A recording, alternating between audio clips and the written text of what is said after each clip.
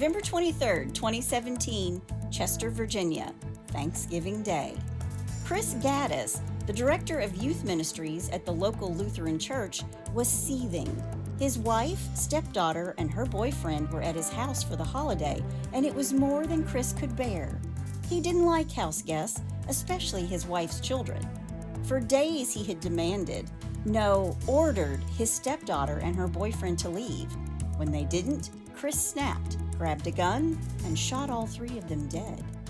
But why would a man known as a great guy commit such a brutal act? And how could he claim self-defense after executing three unarmed people? This is the story of the tragic murders of Jeanett, Candy, and Andrew. This is Chris Gattis, Faith and Fury. Hey y'all, I'm Chris Calvert. And I'm her husband, Rob Podorf. Welcome to Hitch to Homicide. For better or worse. Till death do us part.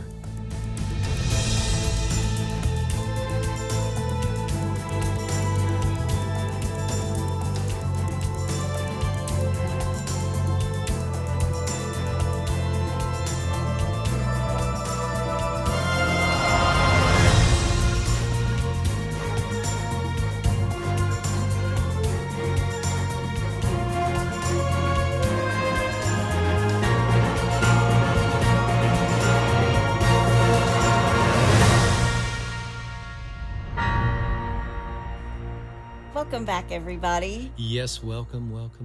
And for our friends in Albania. Albania. Yes, and see if I can get through this one. Okay. Mirase erade, mirase erade, mirase erade. Very nice. There you go. I have to stop for a second. Uh-oh. Because you said, welcome to Hitch to Homicide. Hey, everybody. Thank you. Every time we watch Sunday Night Football, there's a voiceover guy, and whenever he talks, Rob mimics him. Sorry, I couldn't even get that word out. Mimics him through every single ad that he does. And when you just said, welcome to Hitch to Homicide, you sounded just like him.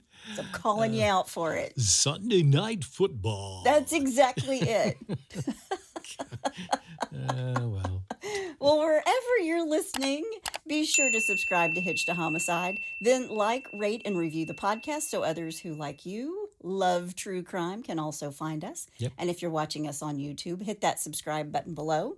If you want true crime with us all the time, please join our closed Facebook group, The In-Laws and Outlaws. Mm-hmm. Go to Facebook and type in H2H In-Laws and Outlaws, answer a couple questions, and you're in. Go join. Yes. I post photos and other information in there as well. It's a great group of folks. We just love them so much. They're funny. You can also find us on Instagram at Hitch to Homicide or on X at H2H_podcast.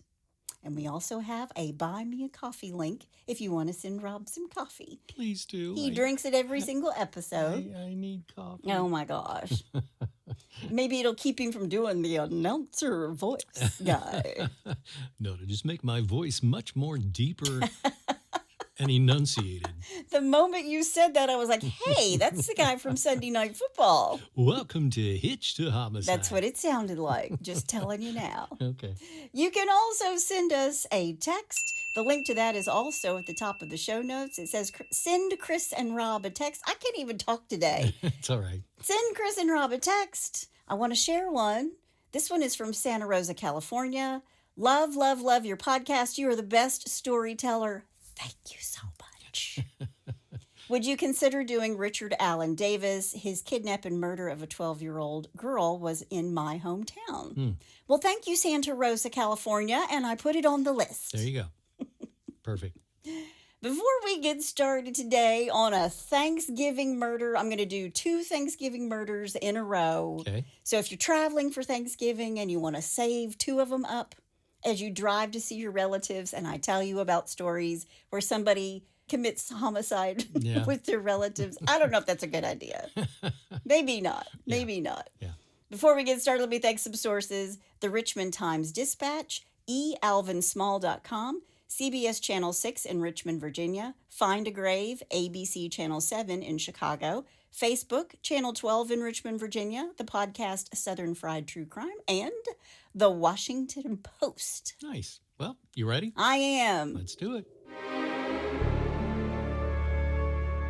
Jeanett Lynn Lau Gattis is born in Fort Hood, Texas on July 16th, 1959. Her parents are Art and Wilma Lau. Wilma. Wilma. Wilma! Wilma!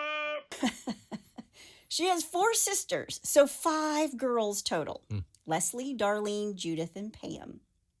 The family moved from Texas to Virginia when she's just a little girl, and she graduated from Colonial Heights High School in Colonial Heights, Virginia, which is just south of Richmond, Virginia. Okay. Her family is Lutheran and very tied to their German roots. She would graduate, among other kids, with a boy named Christopher Raymond, or Chris Gattis. Okay. Then Jeanett went to the College of William and Mary, where she got a BA in BA, a bachelor's in business administration. And since I graduated with a degree in advertising and public relations from the School of Journalism, I always used to say that I got a BA in BS. And I'm putting it to good use because now I have a podcast and I write books. Remember, you can't BS, Miss BS. There you go. There you go. Jeanett meets Holger Kunze, very German, who moved to the United States in 1971 from Germany to Colonial Heights, Virginia, with his parents. Okay. So she has a strong German heritage, and he's actually from Germany. A match made in heaven, quite. It's a match made in heaven. There you go. Jeanett and Holger get married and have 2 children, Candice, who goes by Candy, in 1986, and a son named Adam, who was born in 1988. Holger moved the whole family to Singapore in 1993 when the kids were very young. Okay. And Holger is an accomplished guy. He did all of this for Nestle Nutrition. He established the Asian Regional Medical Nutrition Office in Singapore. He supported and coordinated the acquisition of the Mead Johnson adult nutrition business and led and managed the medical nutrition businesses for Novartis in 17 Asian countries. Wow. He was an underachiever. He's then. very much an underachiever. Man. So Candy and Adam grew up in Singapore. Okay. And they're really world travelers at a very young age, and both of them are going to hang on to this travel bug for the rest of their life. Okay. 7 years later, in 2000, Jeanett and Holger divorce. Now, he stayed behind in Singapore until 2007, and she came back home to Virginia where her family was living. Nothing wrong with coming back to where your support system is, right? Right. Jeanett took a job in 2002 with Napier Real Estate, where she worked in the accounting department. Jeanett's known as like this very bubbly, super personable girl. She's funny, outgoing, talkative. She loved her kids. And now she's a single mom. And if you're not a mama bear before you become a single mother, you're really a mama bear after. A mother grizzly emerges from her den. Oh, yeah. And she was. It's not like Holger could take the kids every other weekend. He's across the globe. Sure. Not that he wasn't close to his children, but it's harder for the kids to see their dad on a regular basis. And her children were her entire world. 4 years later, in 2004, Candy graduates from high school in Virginia and heads off to college at Radford University in Radford, Virginia. Then in 2007, Jeanett goes to her 30-year high school reunion. I went to Rob's 30 high school reunion. It was one of the very first things we did when we started going out. Yep. Oh, wait, maybe. Were we engaged then? No, that was before. It was before we were engaged. Yeah. And all the girls were after Rob still. Just saying. I got some dirty looks that night. I'm like, sorry. It's not true. It's so true. It's so true. She goes to her 30-year high school reunion, and who does she see? But Chris Gattis. Chris is born on July 28th, 1958, in Petersburg, Virginia. His parents are James Earl, made me think of James Earl Jones, I know. and Elena Gattis. He has 2 brothers, Alan and Dale, and a sister, Glennis. Okay. 3 boys and a girl. That girl never had a shot at going out or ever having a date when she was in high school. Chris went to Colonial Heights High School and then to Virginia State University, and his family owns Lighthouse Furniture and Appliance on Sycamore Street in Petersburg, Virginia. He marries a girl named Carla in 1980, and these two will be married for 18 years before they divorce. they never have children. 18 years, no kids. Don't know if he didn't want them or she didn't want them, or maybe neither of them wanted them. Right. But then he remarries less than a year after his first divorce. But this marriage will also end in a divorce in less than 4 years, in 2003. And they, too, remain childless. But in 2007, at the 30-year high school reunion, Jeanett sees Chris. Chris sees Jeanett across the crowded room. I don't know. I'm just saying. Some enchanted Exactly. evening. But these two hit it off. And a year later, on August 8th, 2008, Jeanett and Chris get married. Okay. Now, Candy, her daughter, who is now 22, is her maid of honor at the wedding. And Chris has now 2 stepchildren, even though he's never had children before. Mm-hmm. Chris is still working in the family business at the furniture and appliance store until 2013, when he becomes the director of youth ministry at Grace Lutheran Church in Chester, Virginia. All right. Now, Chester is just 12 miles north of Petersburg, where the furniture store is, and about 8 miles from Colonial Heights. I have absolutely no idea what his calling was or his path was to this position as director of youth ministry, where he was a minister coordinator for middle school and high school kids. But he's never had kids before. And he doesn't like kids. And I don't think he likes them. Makes sense to me. Jeez. Now, I don't know what you know about the Lutheran Church, but this church is a part of the Missouri Synod. And if you're not up on your Lutheran rules, there's an evangelical Lutheran church in America known as the American Synod, and the Wisconsin Evangelical Lutheran Synod, and then the Lutheran Church Missouri Synod. Unless it's a leap year, and then you have to. Jeez. And the Lutherans are a Protestant church that identify with the theology of Martin Luther and the Book of Concord. And Martin Luther started the 16th century Protestant Reformation by nailing a piece of paper with 95 revolutionary opinions onto the Castle Church in Wittenberg, Germany. I looked it up so you don't have to. Had no idea. Wow. But I did look this up as well. You don't have to go to seminary school to work as a director of youth ministries in a Lutheran church. Okay. And that's what he was doing, working at the church. And Jeanett is very involved in the church as well. And the Lutheran Church has really strong German roots, obviously. Right. That's where Martin Luther was nailing these the protests to the door. Sure. Chris and Jeanett, on the outside, are a very well-respected couple. Chris was known to his neighbors on Dogwood Ridge Court as the kind of guy who would do anything for you. His neighbors thought he was just the best, and the church thought he was amazing as a youth pastor. Isn't it always that way, though? It's always that way. When you see, people being interviewed on TV after, a serial killer or murder or whatever. Yeah. And they're like, well, I lived next to him for 20 years and he just seemed like a nice guy. He was the nicest guy. He was the nicest guy. Yeah. But before he takes this job in 2013, Chris has a couple of run-ins with the law, as my grandmother used to say. In 2010, Chris is charged with public intoxication. He paid a $25 fine and the charges were dropped. And after this, Chris swore off drinking publicly. Yeah. Behind closed doors, he was a big drinker. And I think, this is just my opinion, I think he was a mean drunk. If you've ever known a mean drunk, it's the worst. Yeah.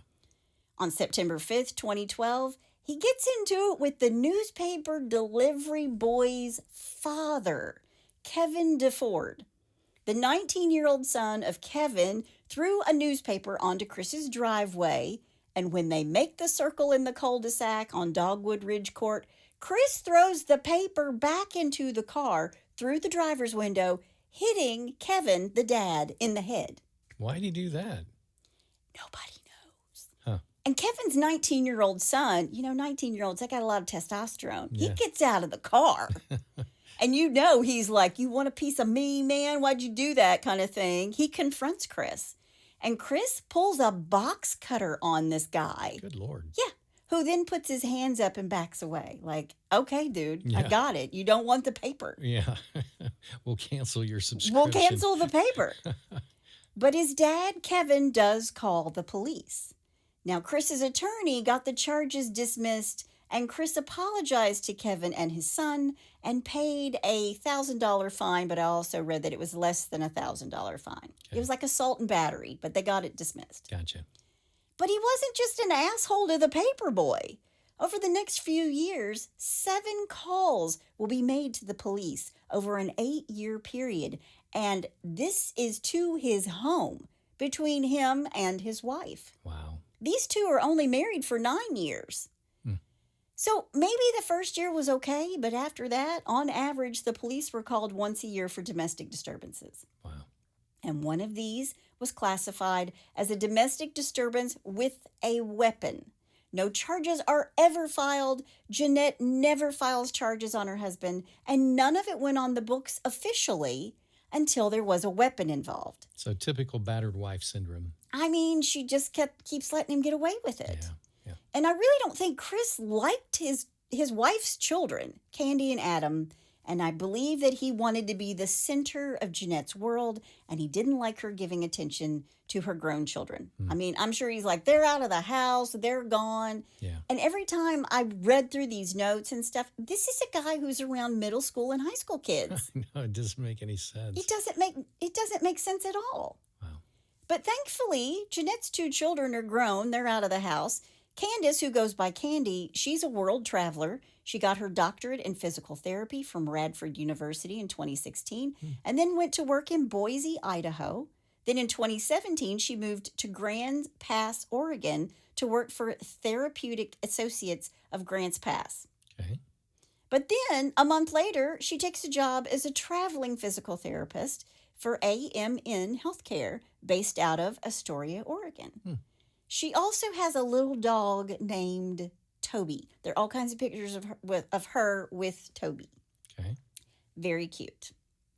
Then, while doing continuing education for physical therapists, Candy meets Andrew Buthorn. Andrew Ellis Buthorn is born on March 18th, 1981 in Olympia, Washington, to Bill and Nancy. He has an older brother named Jess. Okay. He graduated from Olympia High School in 1999 and then went to Marymount in Arlington, Virginia. And then he went home to Washington State where he got his doctorate in physical therapy at the University of Puget Sound. Okay. That's such a beautiful area up there. I don't know why he'd ever want to leave and go anyplace else. Yeah. He loved playing the guitar. Sounds familiar. Riding his bike. Sounds familiar. He liked to beat his dad in golf. Thought that was funny. Yeah. He was a history buff. Sounds familiar. Yeah. He was also a history major. And he loved beer and coffee and was a connoisseur of both. Well, I like the coffee. What can I say? What can I say? Not a big drinker, but I love my coffee. You like dark beer. Yeah, I do. I love Guinness. That's good stuff. I have it every once in a while. Every once in a while. Yeah. But he worked as a PT in Eugene, Oregon, home of the University of Oregon. And what film was made there, Rob? Animal House. Food fight! Animal House. We love that movie. Can Yeah. you tell I'm Gen X? I love that movie. It's a go-to for us. Candy and Andrew started dating in March of 2017, and by September, they had moved together to Virginia as travel physical therapists. Okay. And traveling physical therapists and nurses, they make great money. Oh, yeah. But when these two come to Virginia, they stay, at least for a bit, with Chris and Jeanett. They were only supposed to be living with Candy's mom and Chris for a couple of days, but that turned into a couple of weeks. And Chris had agreed to a couple of days, but he hadn't agreed to a couple of weeks. Okay. Now, Andrew found a job at a nursing home in Winchester, Virginia, and I believe that he had actually moved out. Okay. But I think Candy was still at the house with her mom, Oh. which makes sense when my daughter's in town.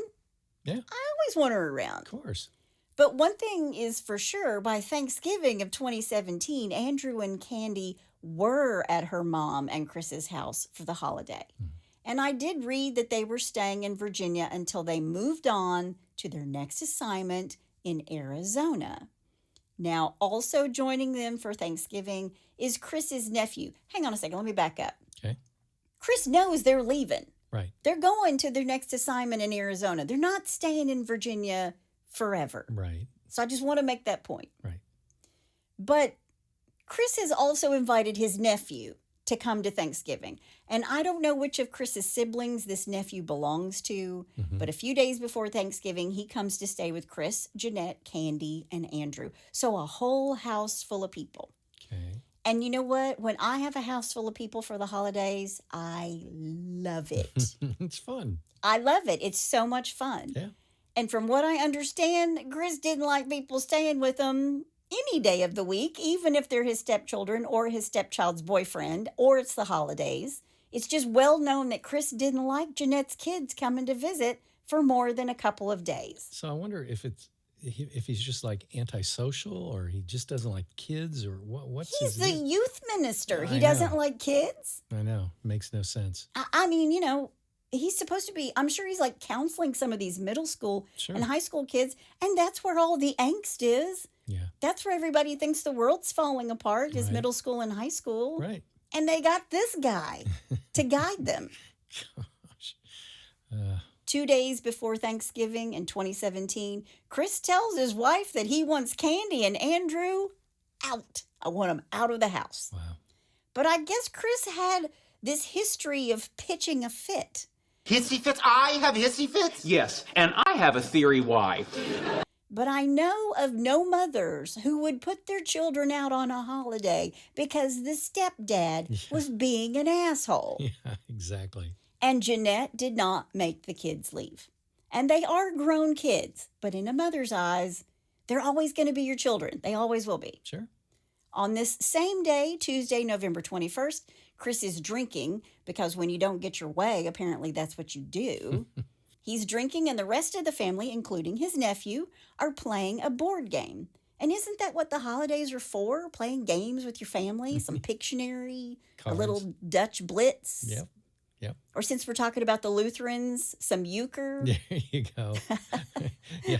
I every time we go to some of Chris's relatives' house, it's always euchre. Euchre. Everybody's playing euchre. And nobody wants to be my partner because I always forget what trumps are. And if you play euchre, you're going to be like, oh, come on, Chris. Come on. Yep.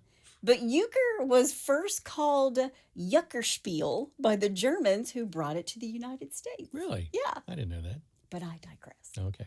But the family's playing a board game, and Chris is instead drinking and sulking. Yeah. When somebody, my guess is that it was Candy, spilled her wine. Somebody spilled their wine. Oh. Chris came to the room, started yelling at Candy and Andrew, telling them he wanted them out. Get out. And Jeanett stood up and tried to calm him down, and he shoved her, and then he balled his fist like he was going to hit her. Wow. And this is when Chris's nephew, who has kept his name out of the media, so I'm just going to be calling him the nephew stepped in and kept Chris from hurting Jeanett. Jeez. And after this, Jeanett went and got Chris's gun. Now, maybe she thinks it's the only gun he owns, but it's not. She gives this gun to the nephew, and she tells him she's afraid that Chris is going to use it. Gee whiz. Now, what kind of life, what kind of husband do you have if you're worried your husband's going to use the gun Yeah. in anger against somebody? The only thing you get worried about me is I'm going to come down to the studio and play the piano too loud. Play it, Sam. Turn it down. It's not true. It's not. I will say this. The studio is underneath the master bedroom. And when Rob works late at night and he's mixing something, he usually does it with the speakers, the wild ass speakers that we have in this house. We could go on tour, I think, y'all.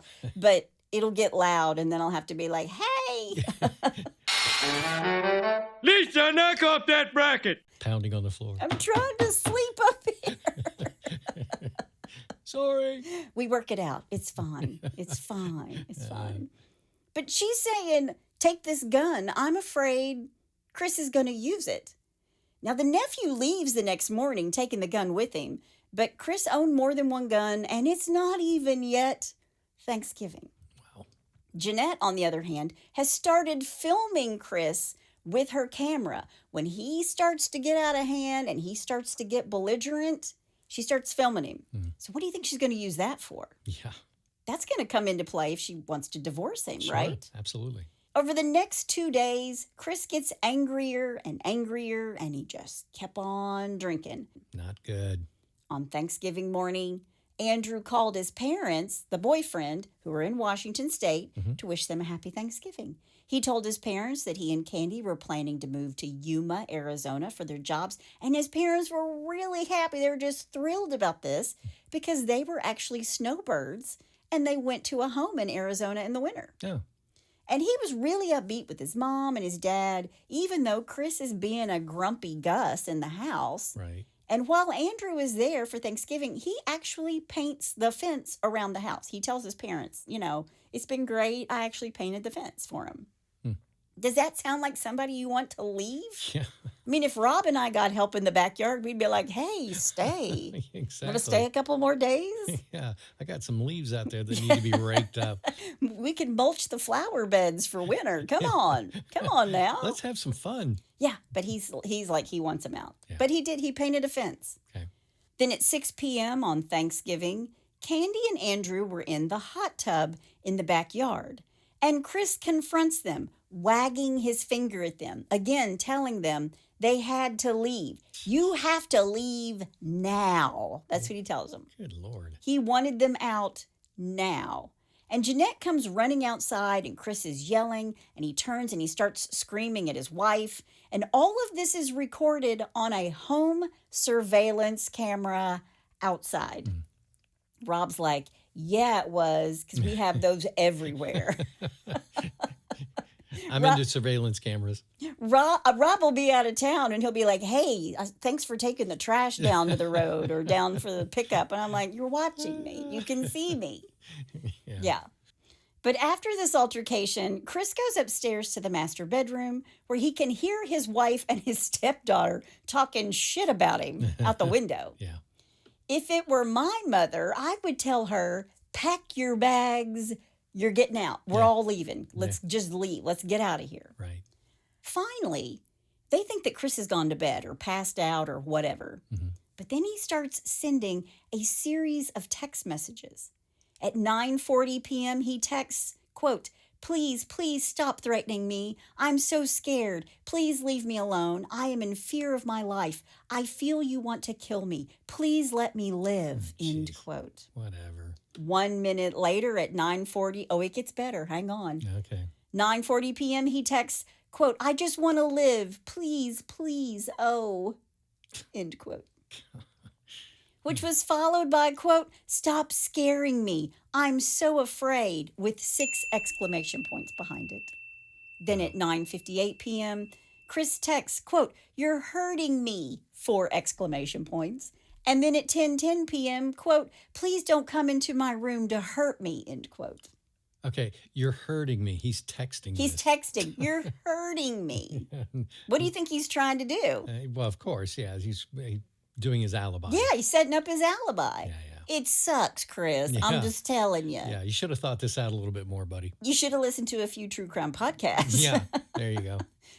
At 10:27, he texted, quote, please don't come after me. Thanks, end quote. Thanks. Then at 10:30 p.m., quote, you want to hurt me. I'm so, all these O's, scared. You and Candy want to kill me, end quote. Jeez. At 10:48, Jeanett forwards the text to Chris's nephew who'd been staying with him, saying, quote, he's over the edge. We've left him alone. Will you send his last text? I think he's playing mind games, end quote. To which the nephew texts back, what in the world? Please be careful. I don't know what he's doing, but I think you two should stay somewhere else if you can. Yeah. Voice of reason, end quote. Yep.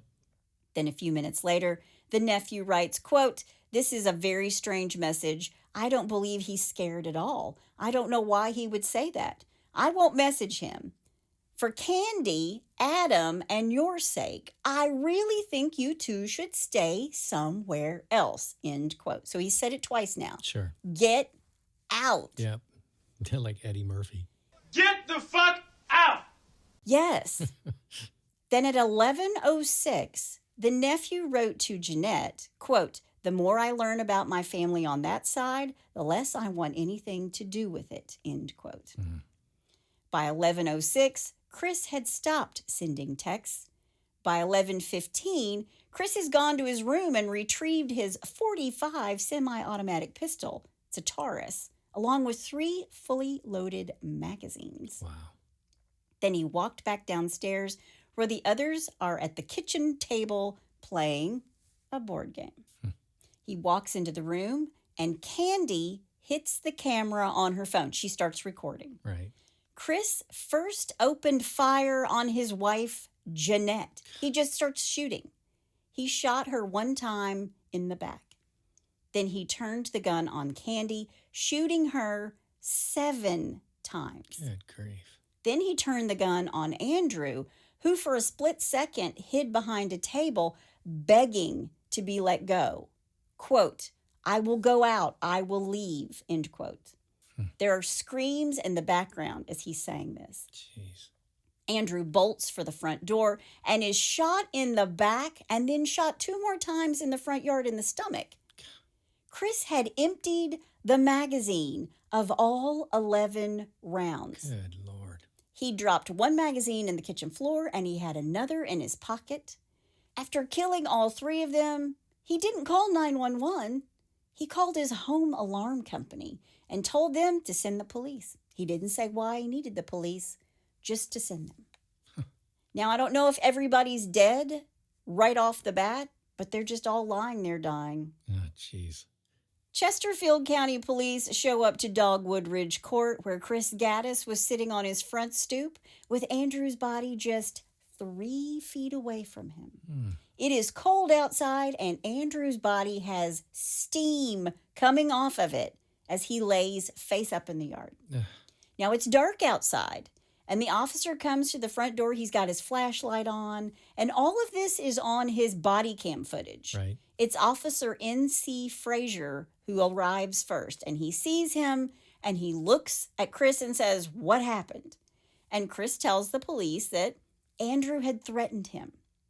And Officer Frazier tells Chris, "Lie face down," and he cuffs him. Right. Now, he didn't read him his Miranda rights. Right. He was detaining him as he attempted to get a better understanding of the situation. Right. And in an emergency situation, a suspect can be handcuffed and placed in, quote, investigative detention, end quote, prior to an officer reading a person his rights. Right. Officer Frazier calls for backup and goes to check on Andrew, lifting his shirt, checking for signs of life. And then he asks Christopher how many people were shot. And Chris tells him 3, 2 inside the house and 1 in the yard. He's not crying. He doesn't seem like he's in shock. He's very calm. Chris said that they were threatening him. Then the officer read him his Miranda rights, and the other officers are showing up and going in the house and shouting for whomever's in there to come out, hands up, because they didn't know if there was another person with a gun inside the house. Right. And Chris kept talking, saying, "They're probably all dead." Quote, "They all came after me," end quote. And even though he's been read his rights, Chris just keeps on flapping his gums. Yeah. The other officers are on the scene quickly as Officer Frazier tells them he has 1 detained and 1, quote, "be advised, he shot 3 people, 1 male subject on the ground with 2 gunshots to the stomach," end quote. Inside the house, the gun is just sitting on a table, just inside the door. And police find both Jeanett and Candy dead in the house, in the kitchen. Jeanett was shot once in the back. Candy shot multiple times. So if Jeanett was shot once and Andrew was shot 3 times, he's emptied the magazine. That means Candy got 7 shots. Man. She was shot 7 times in the back, chest, shoulder, and right thigh. So who do you think he was mad at? Yeah. He's mad at Candy. Sure. Police take evidence from the house, and they find the video on Jeanett's phone of the argument between him and Jeanett and Andrew and Candy. They find the video of him shooting everybody on Candy's phone. Wow. And they have the one video in the hot tub from the surveillance footage from the house. Right. They take Chris into custody and to the Riverside Regional Jail, and they charge him with 3 counts of murder 1 and 3 counts of using a firearm in the commission of a felony. Chris was held without bail in 2 different courts, and when he's in court the next morning, he wants to know why he's been in 2 different courts. But he murdered his wife and stepdaughter, so that case was heard in domestic relations court, and the murder of Andrew was heard in general district court. Okay.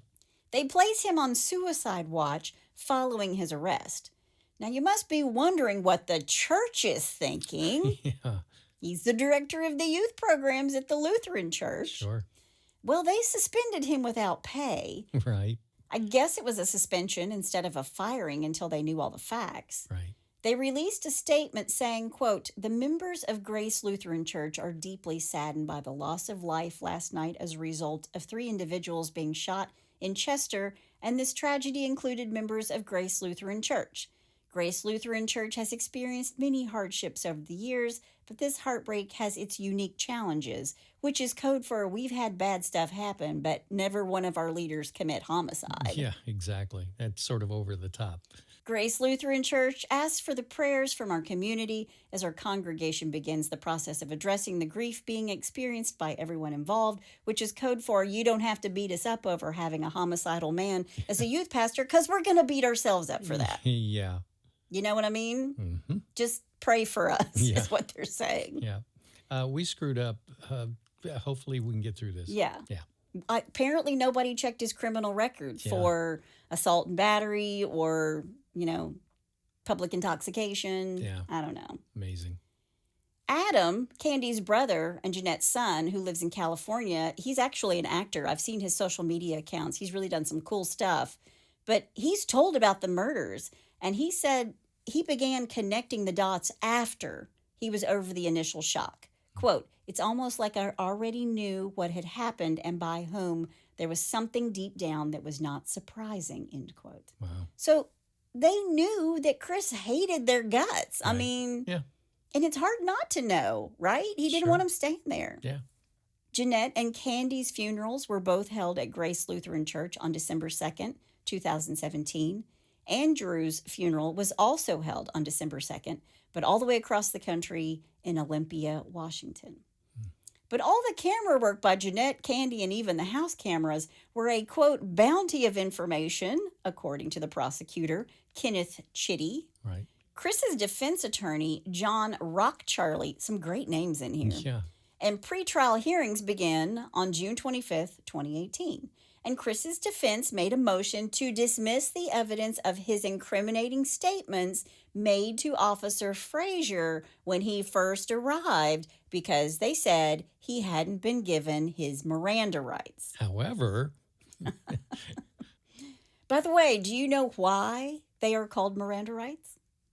I don't know who Miranda is, but Well, he's actually a person. oh, really? 1963, Ernesto Miranda was arrested for stealing money from an Arizona bank worker, and during questioning, he confessed to the robbery, kidnapping, and rape without being informed of his rights. And his attorney argued that he was under duress and that his confession shouldn't be admissible in court. And the Supreme Court in 1966 overturned Ernesto Miranda's conviction, holding the United States government could not use a defendant's statement at trial unless they knew their rights.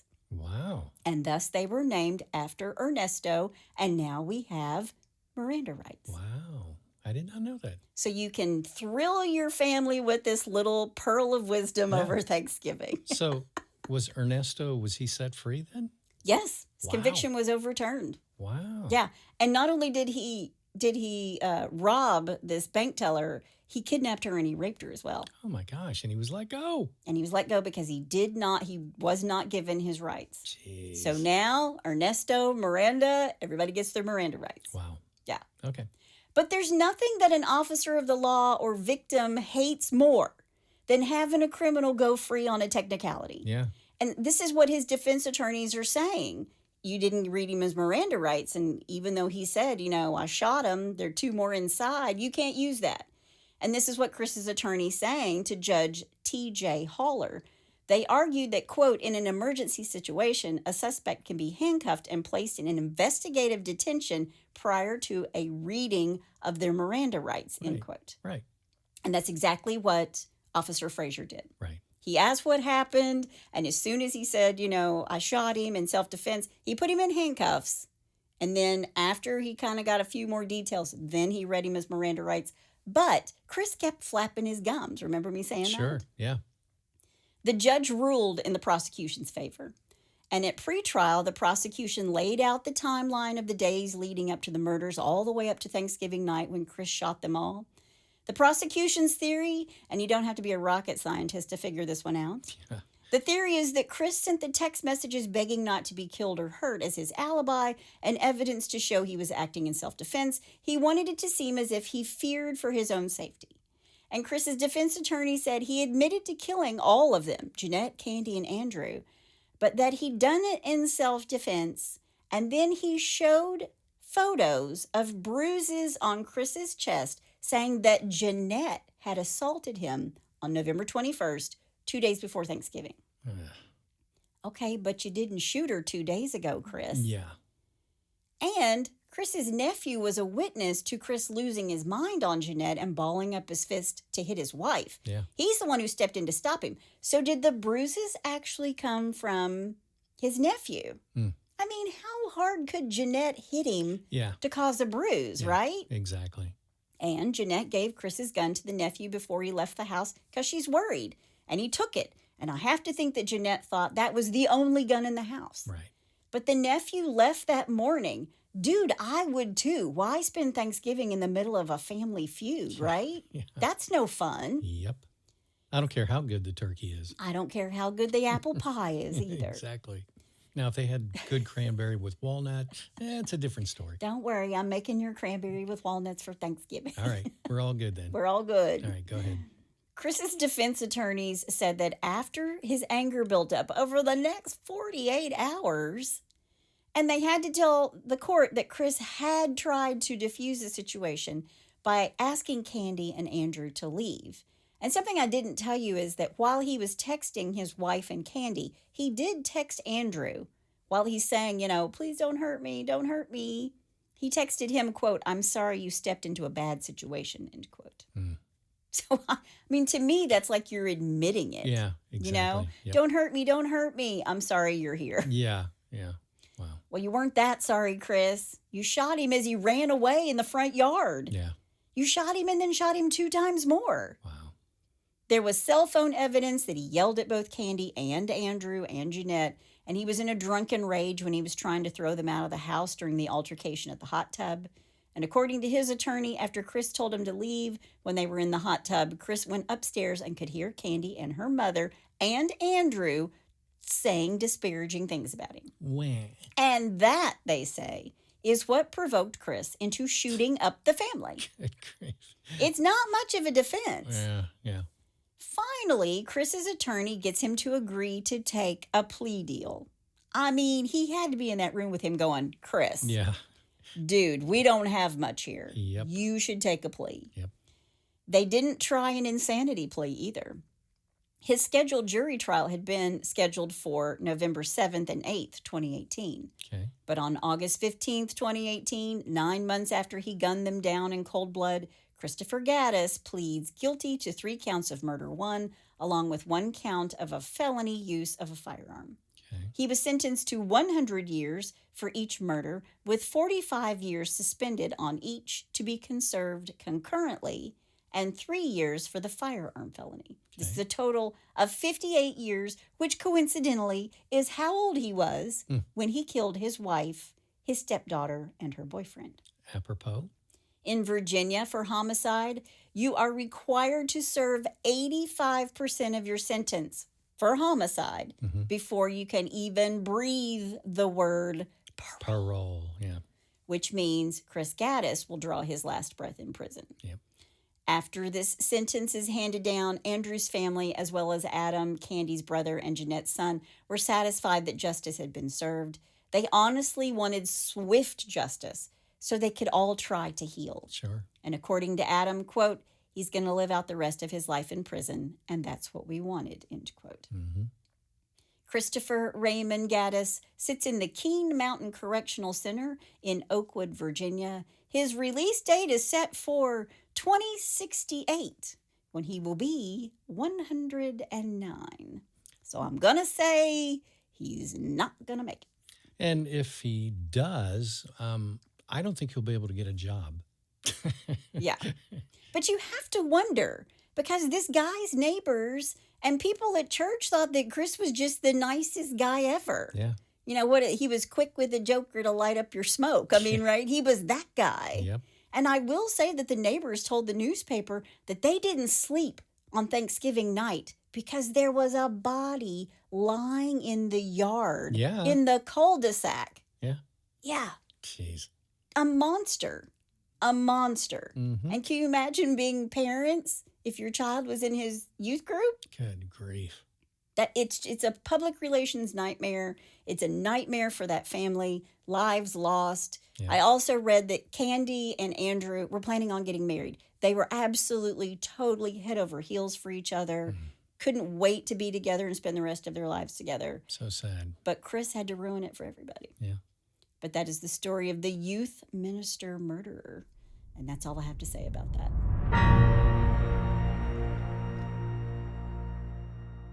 You know, it's always scary because there are people out there that they never show their true colors until they're, behind closed doors. Yeah, I mean, listen, Thanksgiving, holidays can get contentious, among family members.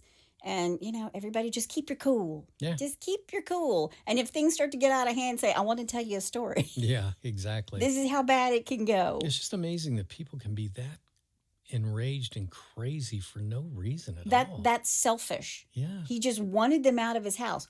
Why? Yeah. Why? It's my way or the highway. Yeah. Wow. Yeah. All right. Well, let's move on a little bit and get away from that nuttiness to some really nuttiness to bless your heart.